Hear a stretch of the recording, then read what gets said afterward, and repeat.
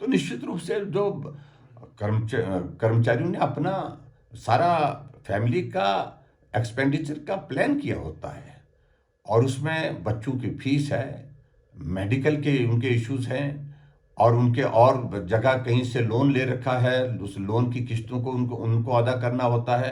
तो उनके लिए बहुत बड़ा संकट हो गया इन सारी चीज़ों के कारण। और मैं इस बात को मान कर चल रहा हूँ कि भी बहुत बड़े संकट की ओर से हिमाचल प्रदेश की आर्थिकी बढ़ती जा रही है, और जिसके कारण बहुत बड़ी कठिनाई होगी। देखिए, जो हालात हिमाचल प्रदेश के बनते जा रहे हैं, उसमें एक बात तो तय है कि ऋण लेने की रफ्तार इतनी तेजी से बढ़ रही है, और मुझे लगता है कि इस साल के दिसंबर के महीने तक हिमाचल 1 लाख करोड़ कर्ज के नीचे होगा। अभी तक 90,000 करोड़ रुपए हिमाचल प्रदेश सरकार के ऊपर ऋण हो चुका है, और जिसमें जो मुख्यमंत्री जी सुखविंदर सिंह सुक्खू जी बार बार कहते हैं कि भारतीय जनता पार्टी की सरकार के ऋण का जिक्र करते रहते हैं।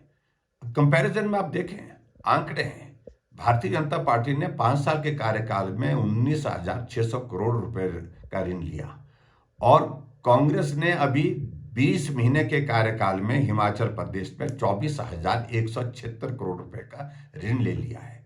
यानी कि जितना हमने 5 साल में लिया, उससे ज्यादा, उससे बहुत ज्यादा ऋण उन्होंने 20 महीने में ले लिया। और आने वाले समय में हिमाचल प्रदेश की स्थिति बहुत खराब होने वाली है। इस बात को लेकर के हमको मान करके चलना पड़ेगा। और हैरानी तो इस बात को लेकर के है कि जो कर्मचारियों की जो भविष्य निधि होती है, जो जीपीएफ होता है, जिसको कर्मचारी अपने कठिन वक्त के लिए सुरक्षित रख करके काटता रहता है, और उसमें से ही इन्होंने 2810 यानी कि 2,810 करोड़ रुपए जो है उनने उसके अगेंस्ट लोन ले लिया। और कर्मचारियों के लिए एक बहुत बड़ा संदेश है। कर्मचारियों के लिए बार बार जो कहते थे कि मैं कर्मचारी हितैषी हूं, कर्मचारी हितैषी हूं, वो तो पोल खुल गई। 20 महीने के छोटे से कार्यकाल में हिमाचल प्रदेश में कर्मचारी सड़कों पर आ गए। और दूसरी बात, ना उनको डीए मिला, ना उनको मेडिकल रिम्बर्समेंट का पैसा मिल पा रहा है, ना उनकी सैलरी समय पर मिल पा रही है। आउटसोर्स कर्मचारियों की तो 6-6 महीने से नहीं मिल रही है। एचआरटीसी की जो सैलरी है वो समय पर कभी मिल ही नहीं रही है। इन सारी बातों को ध्यान में रखते हुए हम इस बात को अगर हम देखें, तो हिमाचल एक बहुत बड़े भयंकर आर्थिक संकट की ओर बढ़ता दिख रहा है, तेजी से भी बढ़ता जा रहा है। लेकिन हैरानी इस बात को लेकर के हमें हो रही है कि मुख्यमंत्री जी घोषणाएं ऐसी करते हैं जो हास्यास्पद स्थिति उनकी बना रही है। अभी हाल ही में उन्होंने हाउस में विधानसभा के सत्र में घोषणा की कि हिमाचल प्रदेश में कैबिनेट मंत्री और सीपीएस जो है 2 महीने के लिए सैलरी नहीं लेंगे। हमने सोचा कि 2 महीने की सैलरी काट दी इन्होंने, लेकिन जब मालूम पड़ा कि सैलरी काटी नहीं, 2 महीने बाद लेंगे, यानी कि 2 महीने के बाद वो 2 महीने की सैलरी नहीं लेंगे, वो 3 महीने की इकट्ठा लेंगे। क्या मतलब है इसका? और नाखून काट करके शहीद होने की बात कह रहे हैं वो।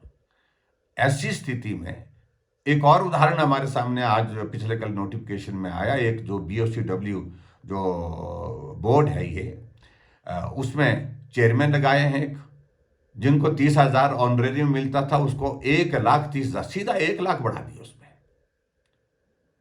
और ये सारी चीजों को लेकर के मुख्यमंत्री जी अपनी स्थिति को हास्यास्पद बनाए जा रहे हैं, मजाक का विषय बनते जा रहे हैं। एक तरफ आप बहुत सारी बातें कह रहे हैं कि हम आर्थिक तंगी के दौर में से गुजर रहे हैं, कुछ सख्त फैसले लेने पड़ेंगे, तो आप हटाइए ना, सीपीएस को क्यों नहीं हटाते हैं? जो गैर संवैधानिक तरीके से बनाए गए हैं, जिनको हाई कोर्ट में आपने बचाने के लिए आपने वकीलों को 6 करोड़ रुपए तो आपने वकीलों को दे दिया।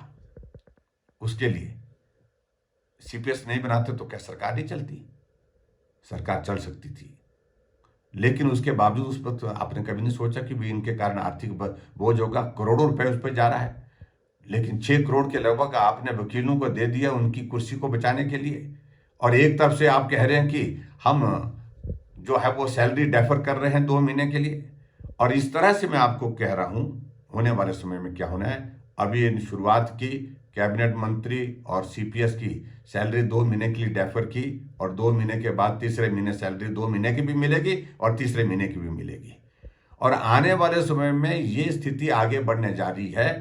आगे कर्मचारियों को भी यही कहा जाएगा कि भाई पैसे नहीं हैं, 2 महीने के लिए, 3 महीने के लिए हम आपकी सैलरी नहीं दे पाएंगे, डेफर कर देंगे। 3 महीने के बाद फिर और कहेंगे कि अब 6 महीने के लिए नहीं दे पाएंगे। और धीरे धीरे ये स्थिति आ जाएगी कि सुक्खू जी हाथ जोड़ करके कहेंगे कि हमारी स्थिति अब सैलरी देने की है ही नहीं। ये हालात हिमाचल प्रदेश के बन रहे हैं और इस दिशा में हिमाचल आगे बढ़ता जा रहा है। हम सब लोगों को इस सारे विषय को लेकर के चिंता है। और ख़ास तौर से मैं देख रहा हूं जो राहुल गांधी का एक मॉडल, जो फ्री बीज का, जो पर्टिकुलरली एक हर बात को लेकर के वो हर जगह जहां भी चुनाव होता है तो वहां जाकर के कहते हैं कि गारंटी खटाखट खटाखट खटाखट। अब मालूम पड़ेगा हिमाचल प्रदेश में तो खटाखट हो गई, और ये खटाखट जो है कर्नाटक में भी होगी जहां उनकी सरकार है, 3 राज्यों में सरकार है, तेलंगाना में भी हो रही है। और उसी तरह से आने वाले समय में जो चुनाव हो रहे हैं जिन राज्यों के, उन चुनावों में ये खटाखट की आवाज़ हिमाचल की वहां पर भी गूंजेगी।